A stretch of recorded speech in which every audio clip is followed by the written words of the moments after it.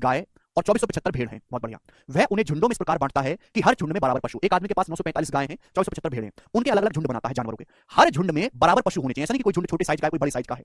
और गाय और भेड़ अलग अलग, गाय और भेड़ का अलग अलग झुंड बनाना है। ऐसा नहीं कि गाय और भेड़ एक झुंड में मिक्स करनी पड़ रही है। तो किसी भी झुंड में जानवरों को मिक्स भी नहीं करना और झुंड में हर जानवर की संख्या बराबर भी रखनी है। यदि यह झुंड अधिकतम जितना बड़ा हो सकता है उतना बड़ा है, झुंड में अधिकतम से अधिकतम जानवर रखने, मैक्सिमम से मैक्सिमम साइज का झुंड आपको बनाना है, अधिकतम से अधिकतम साइज का। तो आपसे पूछा एक झुंड में कितने पशु हैं और झुंडों की संख्या कितनी है। तो आपसे यहां पर दो सवाल पूछे गए हैं।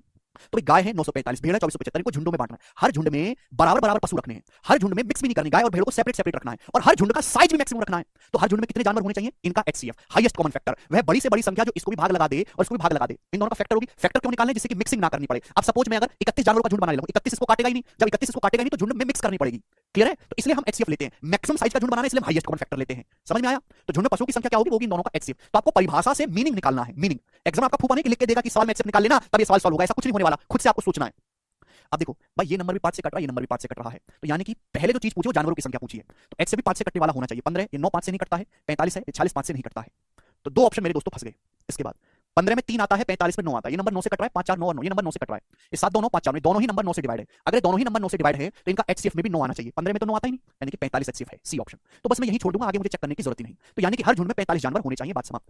ठीक है, क्योंकि 45 एक ही ऑप्शन। अगर आपको झुंडों की संख्या निकालने की, झुंड में है कितने, अगर 945 गाय है, हर झुंड में 45 गाय रखनी है तो कितने झुंड बनेंगे, 945 बटे 45 प्लस 2475 भेड़, हर झुंड में 45 आपको रखने तो कितने झुंड बनेंगे बटे 45। इन दोनों को ऐड करूंगा तो 76 आएगा झुंडों की संख्या। बटे कैलकुलेट करने की जरूरत है ही नहीं, समाप्त।